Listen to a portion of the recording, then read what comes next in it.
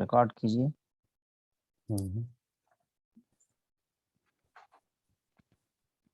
اعوذ باللہ من الشیطان الرجیم بسم اللہ الرحمن الرحیم وتاللہ لأکیدن اصنامکم بعد ان تولوا مدبرین فجعلهم جذاذا إلا كبيرا لهم لعلهم إليه يرجعون قالوا من فعل هذا بآلهتنا إنه لمن الظالمين قالوا سمعنا فتى يذكرهم يقال له إبراهيم قالوا فأتوا به على أعين الناس لعلهم يشهدون قالوا أأنت فعلت هذا بآلهتنا يا إبراهيم قال بل فعله كبيرهم هذا فاسألوهم إن كانوا ينطقون صدق الله العظيم رب اشرح لي صدري ويسر لي أمري واحلل عقدة من لساني يفقه قولي رب زدني علما رب زدني علما رب زدني علما اللهم صل على سيدنا ومولانا وحبيبنا محمد مبارك وسلم.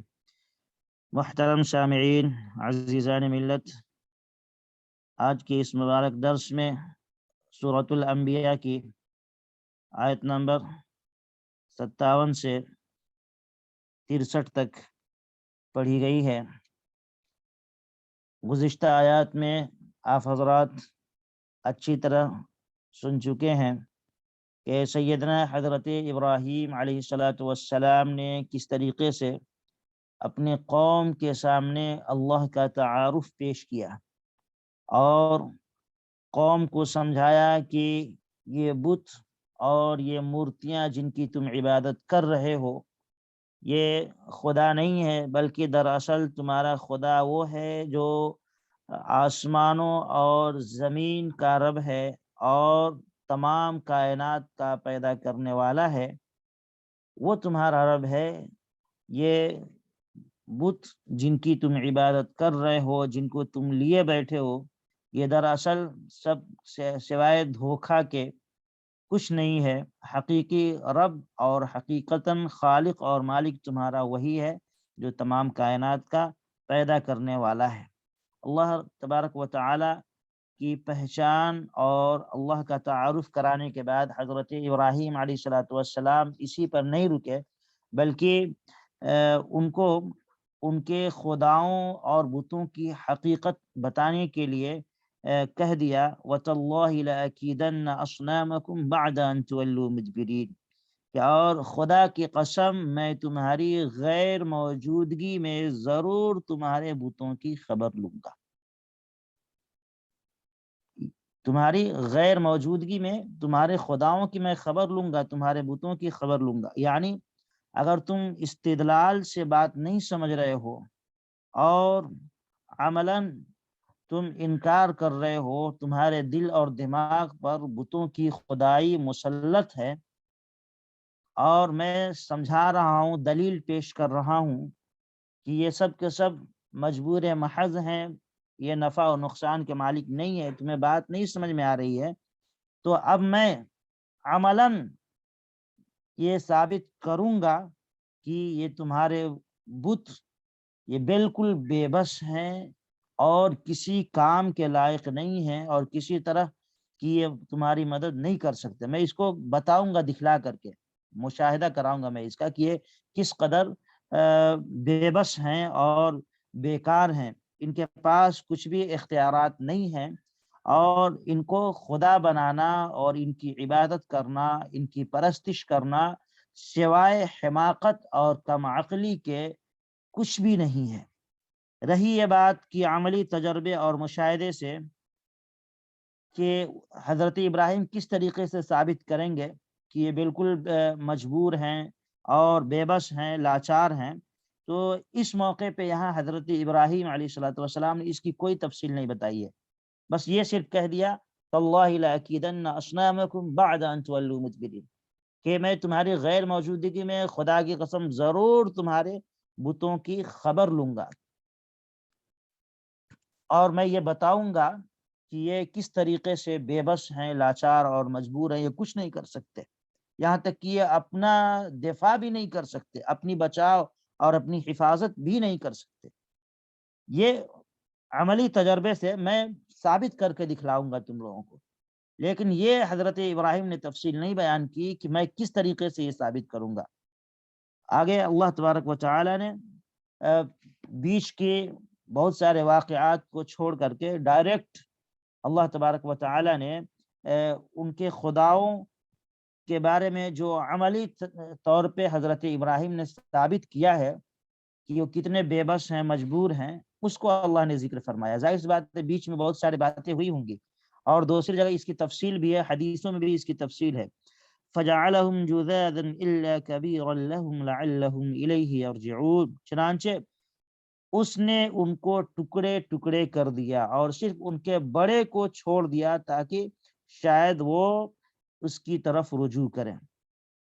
دراصل عزیزان محترم، حضرت ابراہیم علیہ السلام سے یہ بات قوم کے سامنے انہوں نے یہ بات کہی کہ میں تمہاری غیر موجودگی میں تمہارے خداؤں کے اور تمہارے بتوں کی خبر لوں گا، تو اس کے چند دنوں کے بعد قوم کے کوئی تہوار کا دن تھا، عید کا دن تھا، سارے لوگ جا رہے تھے، عید کی خوشیاں منا رہے تھے، تو انہوں نے حضرت ابراہیم کو بھی دعوت دی اور کہا کہ آؤ چلو ہمارے ساتھ عید کی خوشیوں میں شریک ہو جاؤ۔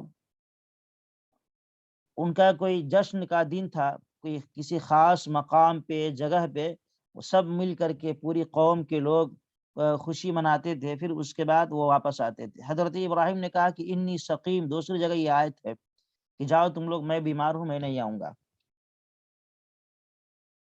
اور سارے قوم کے لوگ جب چلے گئے، گاؤں خالی ہو گیا، تو حضرت ابراہیم علیہ السلام ان کے بت خانے میں گئے اور جا کر سارے بتوں کو توڑ پھوڑ کر کے رکھ دیا۔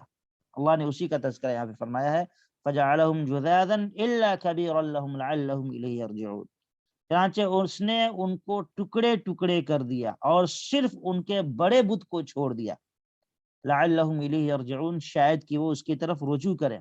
یعنی موقع پا کر جب سارے لوگ گاؤں سے باہر ہو گئے اور اپنی خوشیوں میں مشغول تھے، کھیل کود میں مشغول تھے، حضرت ابراہیم علیہ السلام کو موقع ملا اور ان کے بت خانے میں گھس گئے اور سارے بتوں کو توڑ دیا۔ اسی کے اللہ فرماتے ہیں لعلہم الیہ یرجعون، صرف ان کا جو سب سے بڑا بت تھا اس کو حضرت ابراہیم نے چھوڑ دیا۔ ان کے ہاں یہ ایک رواج تھا کہ جب وہ اپنی خوشیاں منا کر کے اور عید کے کھیل کود سے جب فارغ ہوتے تھے تو وہ سب کے سب پہلے آ کر کے بت خانے میں بتوں کو سلام کر کے اور ان کے سامنے سر جھکا کر کے ان کی عبادت کر کے پھر اپنے گھروں کو جاتے تھے۔ یہ ان کے ہاں خصوصاً اس بات کا رواج پایا جاتا تھا۔ تو اب یہاں بھی ایسی ہوا کہ نمرود جو ان کا بادشاہ تھا، اس نے حکم دیا کہ اب سب لوگ جب واپس ہو رہے ہیں تو پہلے خداؤں کو سلام کر کے جائیں۔ جب یہ پوری قوم واپس آتی ہے اور بت خانے میں داخل ہوتی ہے خداؤں کو سلام کرنے کے لیے اور ان کی عبادت کرنے کے لیے، تو دیکھا کہ بھائی یہ تو خدا خود ہی سجدے میں پڑے ہوئے، یہ خود سلامی میں گرے ہوئے جھکے پڑے ہیں۔ اب پریشان ہو گئے، یہ کیا معاملہ ہوا اور کس نے اس طریقے کی ظلم اور زیادتی کی ہے ہمارے خداؤں کے ساتھ۔ حضرت ابراہیم علیہ السلام نے جو یہ کام کیا اور بڑے بت کو چھوڑ دیا، تو اس کی وجہ صرف یہی ہے کہ ان کو بتا دیں، ان کو عملاً دکھلا دیں کہ بھائی دیکھو یہ کتنے بے بس اور مجبور ہیں۔ اللہ فرماتے ہیں لعلہم الیہ یرجعون، کہ شاید وہ اس کی طرف رجوع کریں۔ کس کی طرف؟ اشارہ ہے اس بڑے بت کی طرف، بڑے خدا کی طرف۔ یہ اور اللہ تبارک و تعالی نے واقعی میں حضرت ابراہیم کے ذریعے مشاہدہ کرا دیا کہ یہ نہایت بے بس اور مجبور ہیں۔ حضرت ابراہیم علیہ الصلوۃ والسلام نے بڑے خدا کو چھوڑ دیا تھا، بڑے بت کو نہیں توڑا تھا، تاکہ صرف ان کے ذہن میں یہ بات بیٹھ جائے کہ دیکھو یہ کس قدر بے بس اور مجبور ہیں کہ ان کی پٹائی ہوئی، ان کو کسی نے توڑ پھوڑ کر کے رکھ دیا، لیکن یہ اپنی حفاظت نہیں کر سکے۔ اور وہ پٹائی بھی کیسے ہوئی؟ ان کے بڑے حضرت کی موجودگی میں ان کی پٹائی ہوئی ہے۔ چھوٹے چھوٹے خدا تو الگ ہیں، وہ اپنی چلو بیچارے کمزور ہوتے ہوں گے، لیکن ان کے اعلیٰ حضرت یہاں موجود تھے، ان کے بڑے حضرت یہاں موجود تھے، ان بڑے حضرت کے موجودگی میں ان کی پٹائی ہوئی ہے، اور بڑے حضرت نے بھی کوئی بچ بچاؤ نہیں کیا، کوئی ان کی حفاظت نہیں کی۔ تو مطلب یہ کہ کیا چھوٹے اور کیا بڑے، سب کے سب ایک ہی لائن میں کھڑے ہیں، کسی کے پاس کوئی طاقت نہیں ہے اپنی حفاظت کی اور بچانے کی۔ تو ظاہر سی بات ہے جب ان کے پاس اپنی حفاظت کے لیے کوئی طاقت نہیں ہے، یہ اپنی بچاؤ نہیں کر سکتے، تو یہ عوام کی حفاظت کیا کریں گے، یہ دوسروں کی حفاظت کیا کریں گے؟ قالوا من فعل هذا بآلهتنا انه لمن الظالمین۔ انہوں نے جب یہ حال دیکھا آ کر کے تو کہنے لگے کہ ہمارے خداؤں کا یہ حال کس نے کر دیا ہے، انہ لمن الظالمین، یقیناً یہ کوئی بڑا ظالم آدمی ہے جس نے یہ کیا ہے۔ پوری قوم بدحواس ہو گئی کہ بھائی یہ کیا ہو گیا، اور ایک دو نہیں بلکہ سارے خدا ٹوٹے پھوٹے پڑے ہیں۔ اگر کوئی صحیح سالم ہے تو بڑے حضرت ہیں، وہ بالکل صحیح سالم ہے، یہ کیا معاملہ ہے؟ تو کچھ لوگ جن سے حضرت ابراہیم علیہ السلام برابر بحث و مباحثہ کرتے تھے، جن کو سمجھانے کی کوشش کرتے تھے، تو ان لوگوں نے سمجھ لیا کہ یہ کام ابراہیم ہی کر سکتا ہے۔ تو انہوں نے کہا قالوا سمعنا فتى يذكرهم يقال له ابراہیم۔ بعض لوگ کہنے لگے کہ ہم نے ایک نوجوان کو جس کا نام ابراہیم ہے ان خداؤں کا ذکر کرتے ہوئے سنا تھا۔ وہ ان کے بارے میں ان کی بے بسی اور ان کی لاچاری کو ظاہر کرتا رہتا ہے، اور سب کو ان کے خلاف دعوت دیتا ہے، کہتا ہے کہ ان کی عبادت نہ کرو، ان کے اندر کوئی طاقت وغیرہ نہیں ہے، اور یہ کسی نفع اور نقصان کے مالک نہیں ہے، ان کو چھوڑ دو، اور جو اصل خالق اور مالک اس کی عبادت کرو۔ ہم لوگوں نے سنا ہے ابراہیم کے بارے میں وہ اس طریقے کی بات کرتا ہے، شاید اس نے یہ کام کیا ہو۔ قالوا فأتوا به على أعين الناس لعلهم يشهدون۔ انہوں نے کہا کہ جاؤ پکڑ کر لاؤ اسے سب کے سامنے، تاکہ لوگ دیکھ لیں کہ اس کی کیسی خبر لی جاتی ہے۔ جاؤ پکڑ کر کے لاؤ پورے مجمع کے سامنے اور سارے شہر کے سامنے، آج اس کو پتہ چل جائے گا کہ ہمارے خداؤں کا برا بھلا کہنا اس کو کتنا مہنگا پڑا ہے۔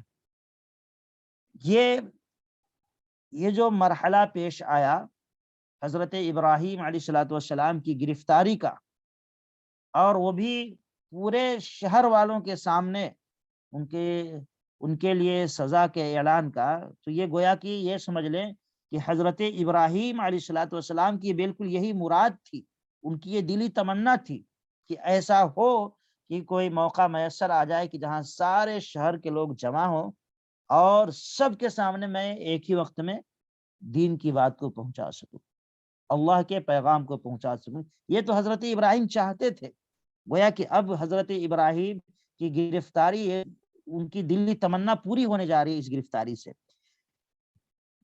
کیونکہ اس سے پہلے جتنے بھی دعوت ہوتی تھی اور حضرت ابراہیم دعوت دیتے تھے اور اللہ کی وحدانیت ان کے ذہن اور دماغ میں بٹھانے کی کوشش کرتے تھے، جتنی باتیں ہوتی تھی یہ اس وقت کے جو بڑے بڑے پجاری تھے اور پڑھے لکھے لوگ تھے، کچھ خاص قسم کے، صرف انہی لوگوں کی موجودگی میں حضرت ابراہیم کی بات ہوتی تھی، سمجھ میں آیا؟ انہی لوگوں کی موجودگی میں بات ہوتی تھی، اور زیادہ تر وہی لوگ ان بتوں کی عبادت بھی کرتے تھے، ان کا انتظام اور انشرام کرتے تھے، ان کی دیکھ بھال کرتے تھے، تو حضرت ابراہیم زیادہ انہی لوگوں سے بحث کر پاتے تھے۔ حضرت ابراہیم کی یہ خواہش تھی کہ کوئی ایسا موقع آ جائے جہاں پوری عوام موجود ہو اور عوام کا ایک جمع غفیر ہو، اور ان کے سامنے میں ثابت کروں کہ یہ کس قدر بے بس ہیں، تاکہ سب کو معلوم ہو جائے، کیا پڑھا لکھا کیا جاہل، سب کو معلوم ہو جائے کہ بھائی یہ جن کی ہم عبادت کر رہے تھے اب تک یہ کچھ نہیں ہے، ان کی کوئی حیثیت نہیں، ان کا کوئی مقام نہیں ہے۔ یہ حضرت ابراہیم یہ چاہتے تھے۔ بہرحال جس طریقے سے فرعون سے ایک غلطی اور حماقت کہہ لیجئے یہ صادر ہوئی کہ فرعون نے حضرت موسیٰ علیہ الصلوۃ والسلام کو ذلیل اور رسوا کرنے کے لیے اس نے سارے علاقے کے اور سارے ملک کے جادوگروں کو جمع کر دیا کہ ان سے مقابلہ کرے، تو گویا کہ وہ حضرت موسیٰ علیہ الصلوۃ والسلام کے لیے جادوگروں کا وہاں جمع کیا جانا یہ حضرت موسیٰ کے لیے فتح کا ایک پیغام ثابت ہوا۔ ایسے ہی یہاں یہ سمجھ لیں کہ تمام عوام کا وہاں جمع کیا جانا اور ان کے سامنے حضرت ابراہیم کو بلانا گرفتار کر کے اور پھر ان سے بحث کرنا، یہ گویا کہ یہ بھی حضرت ابراہیم کے لیے ایک بہت بڑی کامیابی کا زینہ ثابت ہو گیا۔ تو حضرت ابراہیم بھی یہی چاہتے تھے۔ بہرحال حضرت ابراہیم علیہ الصلوۃ والسلام کو موقع ملا کہ اب تمام لوگوں کے سامنے ان بتوں کی سچائی اور ان کی حقیقت کو دکھلا دیا جائے، تاکہ لوگ سمجھ لیں کہ یہ کیا ہے، ان کی حقیقت کیا ہے۔ قالوا اانت فعلت هذا بآلهتنا یا ابراہیم، حضرت ابراہیم علیہ الصلوۃ والسلام کو جب لایا گیا گرفتار کر کے، تو جس طریقے سے فرعون نے حضرت موسیٰ کے خلاف سازش کی اور اس نے سوچا کہ آج ہمارا پلڑا بالکل بھاری ہوگا، ہم جیتیں گے، بالکل ہوا اس کے الٹا کہ فرعون کو منہ کی کھانی پڑی، ذلیل اور رسوا ہوا، حتیٰ کہ جن جادوگروں پر وہ بھروسہ کرتا تھا اور اس کا خیال تھا کہ ان کی وجہ سے ہم میدان آج جیت لیں گے، نہ یہ کہ وہ جادوگر ہارے، بلکہ بری طریقے سے شکست کھا کر کے انہوں نے حقیقت کا اظہار بھی کر دیا عوام کے سامنے کہ نہیں نہیں، موسیٰ جو کر رہے ہیں یہ جادو نہیں ہے، بلکہ ایک حقیقت ہے، اور حقیقت یہی ہے کہ اللہ ایک ہے اور موسیٰ کی دعوت بالکل برحق ہے۔ تو موسیٰ علیہ الصلوۃ والسلام کی دعوت جتنی مؤثر نہیں تھی، بلکہ یہ سمجھ اس سے زیادہ مؤثر جادوگروں کے کا ایمان لانا یہ ظاہر ہو گیا، اس سے مؤثر اور اس سے زیادہ پاورفل اور طاقتور ثابت ہوا عوام کے حق میں۔ اب عوام بھی سمجھ گئی کہ بھائی یہ جادوگر اتنے بڑے بڑے ہیں، اور یہ جب ابراہیم موسیٰ کی حقیقت کو مان رہے ہیں اور موسیٰ کو صحیح تسلیم کر رہے ہیں، تو اس کا مطلب یہی ہے کہ کچھ نہ کچھ موسیٰ کے اندر سچائی ہے اور حقیقت ہے۔ اب فرعون کے تعلق سے عوام کے ذہن میں ایک شک پیدا ہو گیا، یہاں بھی حضرت موسیٰ علیہ الصلوۃ والسلام کے سامنے یہی ہوا۔ قالوا انت فعلت هذا بآلهتنا یا ابراہیم، انہوں نے کہا حضرت ابراہیم علیہ الصلوۃ والسلام کے آنے کے بعد کہ کیوں ابراہیم تو نے ہمارے خداؤں کے ساتھ یہ حرکت کی ہے، ایسا کیوں کیا کہ تو نے ہمارے خداؤں پر ظلم کی اور زیادتی کی، ان کے ساتھ مار پیٹ کی، ان کو توڑ پھوڑ کر کے رکھ دیا۔ حضرت ابراہیم علیہ الصلوۃ والسلام نے بہت حکیمانہ جواب دیا، بڑا عالیشان جواب دیا، اور ایسا جواب دیا کہ ان کی بولتی بند ہو گئی، بالکل بولتی بند کر دی انہوں نے۔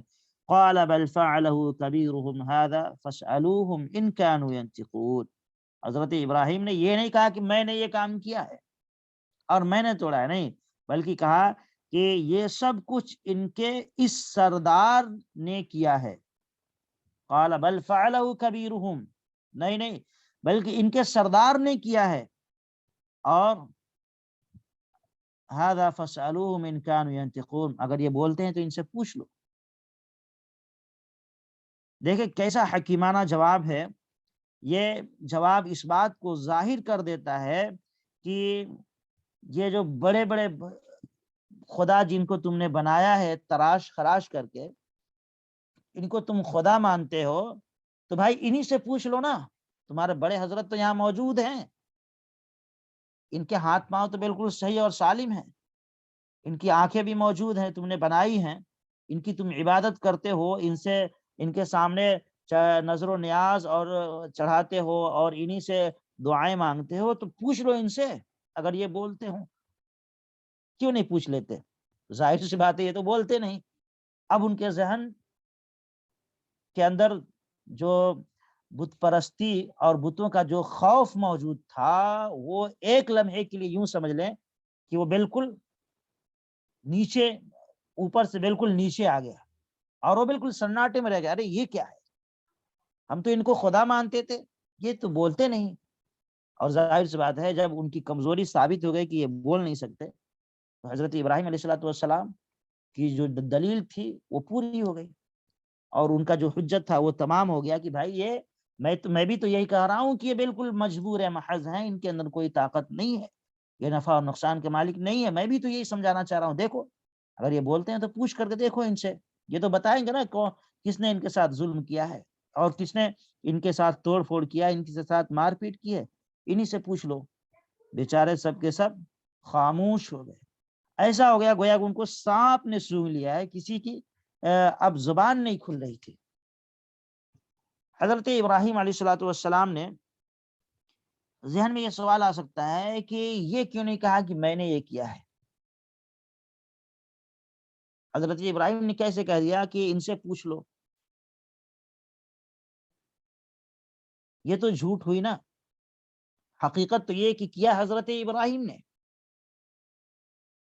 اور کہہ رہے ہیں کہ ان سے پوچھو، تو ظاہر سی بات ہے یہ جھوٹ نہیں ہے۔ اگر آپ غور کریں تو اس جملے میں جھوٹ کہیں بھی نہیں ہے۔ حضرت ابراہیم نے انکار کب کیا کہ میں نے نہیں کیا ہے؟ حضرت ابراہیم نے انکار نہیں کیا، بلکہ یہ کہا ارے بھائی ان سے پوچھو نا، جس کے ساتھ یہ معاملہ پیش آیا ہے اور جس کے ساتھ یہ حادثہ ہوا ہے، خود اسی سے پوچھ لو نا کس نے کیا ہے، کیا کیا ہے، وہ خود بتا دیں گے۔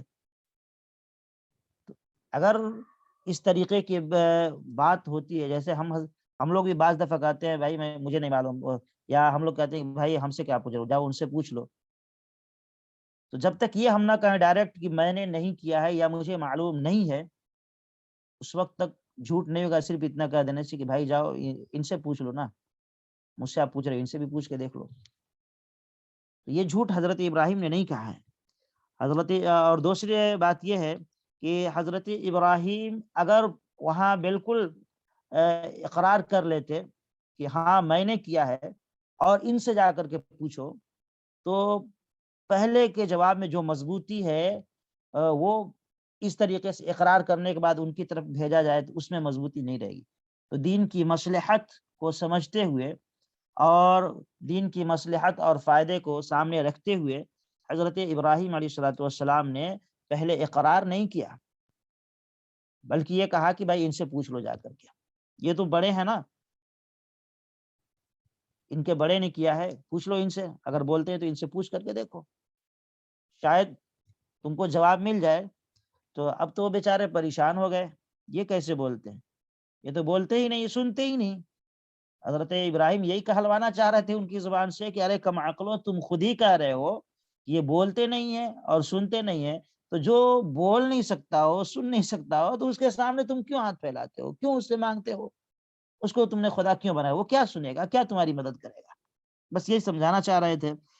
اس سلسلے میں عزیزان محترم ایک حدیث بھی ہے، صحیح بخاری کے اندر بھی ہے، مسلم کے اندر، بڑی لمبی روایت ہے، جس میں حضرت ابراہیم کی طرف 3 مرتبہ جھوٹ کو منسوب کیا گیا اور کہا کہ حضرت ابراہیم نے 3 مرتبہ جھوٹ بولا ہے، جبکہ علماء نے اس کے جوابات دیے ہیں، جھوٹ نہیں ہے بلکہ کسی نہ کسی مصلحت سے، ایک تو یہی ہے یہاں پہ، تو میں نے اس کی وضاحت کر دی کہ حضرت ابراہیم نے جھوٹ نہیں کہا، انکار نہیں کیا کہ میں نے نہیں کیا ہے، بلکہ یہ کہا بل کبیرہم، ان کے بڑے نے کیا، ان سے پوچھو، پوچھ کر کے دیکھ لو۔ تو اس میں ظاہر سی بات ہے کوئی جھوٹ کی بات نہیں ہے۔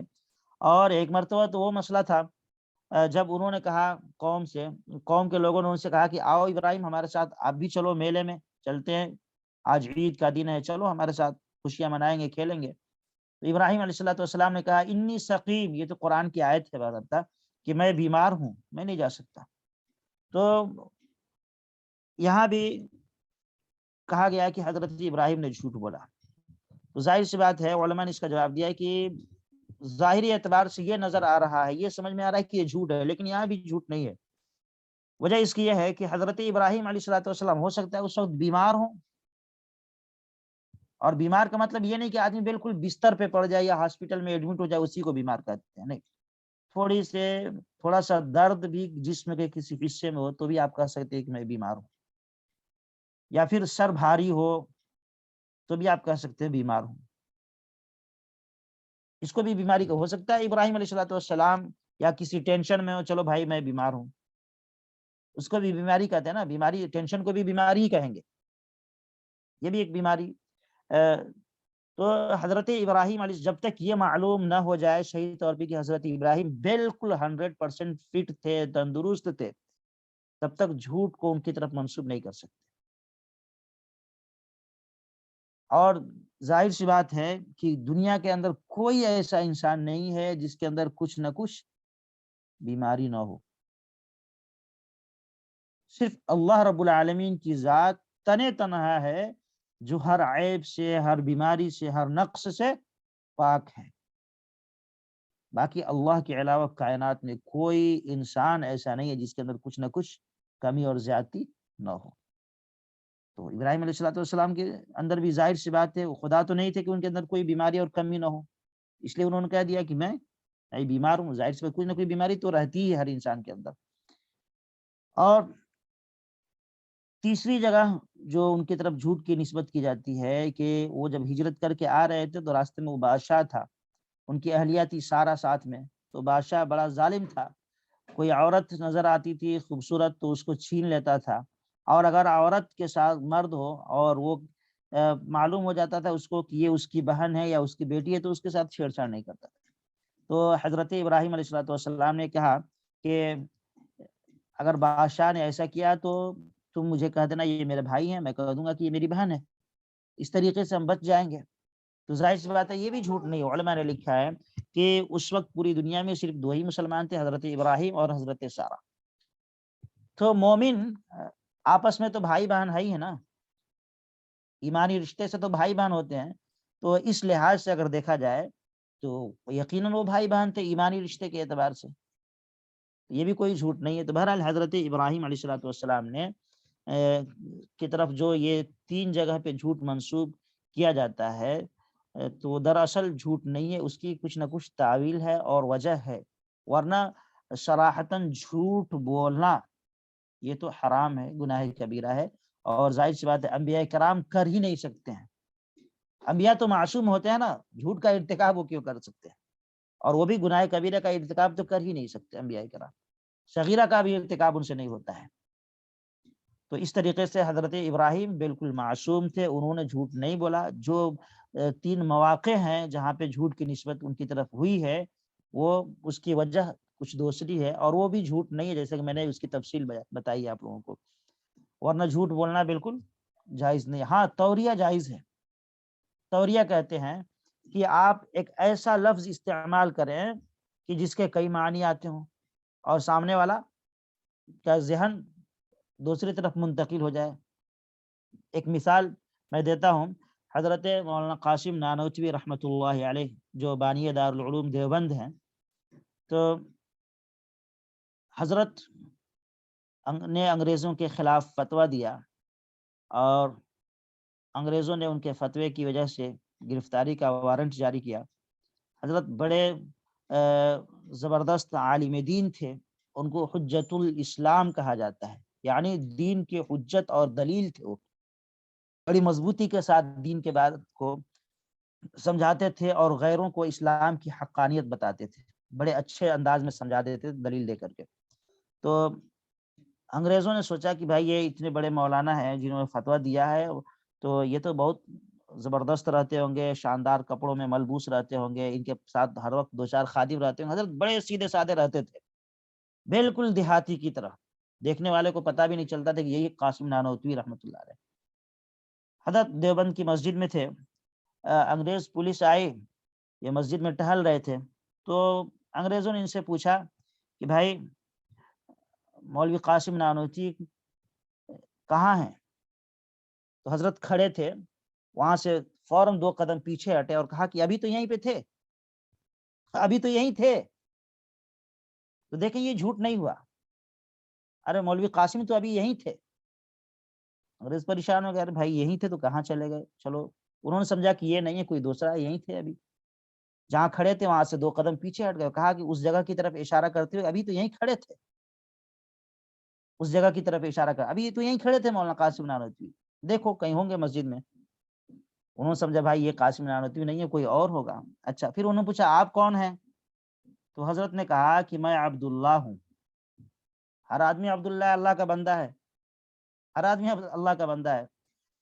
پھر انہوں نے آپ کہاں کے ہیں؟ تو کہا بھائی میں الہ آباد کا ہوں. یہ نہیں کہا دیوبند کے. الہ آباد کا مطلب وہ زمین جس کو اللہ نے بسائی ہے. ظاہر سی بات ہے دنیا کی ساری زمین اللہ نے ہی بسائی ہے, اللہ نے بنائی ہے. تو اس طریقے سے حضرت نے بات صحیح کہی, لیکن انہوں نے سمجھا کچھ اور. اس کو کہتے ہیں توریہ. توریہ یہ بالکل جائز ہے, یعنی آپ ایسا لفظ استعمال کریں جس کے کئی معنی بن سکتے ہوں. سامنے آپ کچھ اور سمجھے اور سامنے والا کچھ اور سمجھے, یہ بالکل جائز ہے بچنے کے لیے. تو بہرحال یہاں بھی حضرت ابراہیم علیہ السلام نے یہی معاملہ کیا کہ میں سقیم, میں بیمار ہوں. جھوٹ نہیں کہا. کہا کہ یہ میری بہن ہے تو جھوٹ نہیں کہا, ظاہر سی بات وہ اسلامی بہن تھی.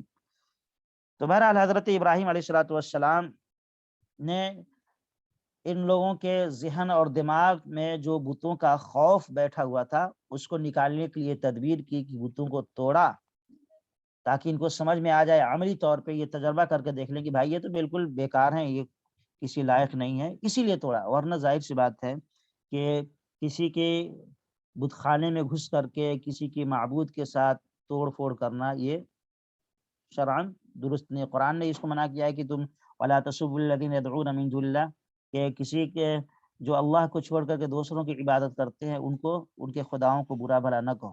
لیکن جب سمجھانے کی بات جہاں تک آ جائے اور حق اور باطل کو دکھلانے کی بات آئے تو وہاں آپ چاہیں تو ان کی خداؤں کی جو کمزوریاں ہیں وہ گنا سکتے ہیں. بھائی یہ ہے, یہ خدا نہیں ہے, حقیقت بیانی کے لیے کر سکتے ہیں. ایسی حضرت ابراہیم علیہ السلام نے کیا تاکہ ان کو سمجھ میں آ جائے. بہرحال عزیزان محترم, یہ ایک حقیقت ہے, چاہے دنیا والے مانے یا نہ مانے, کہ اللہ ایک ہی ہے اور وہی عبادت کے قابل ہے, وہی ساری کائنات کا خالق اور مالک اور پالنہار ہے. اس کے علاوہ کوئی اور نہیں ہے دنیا کے اندر. ساری انسانیوں کو چاہیے, انسانوں کو, کہ اسی رب کی طرف رجوع کریں اور اسی کی عبادت کریں. یہ صرف اسلام ہی نہیں کرا بلکہ دنیا کے تمام جو مذاہب ہیں ان کے اندر بھی یہی بات ہے کہ خدا ایک ہی ہے, اسی کی عبادت کرنی چاہیے. اللہ ہمیں اور آپ کو اور ساری انسانیت کو صحیح سمجھ نصیب فرمائے. وآخر دعوانا الحمد للہ رب العالمین.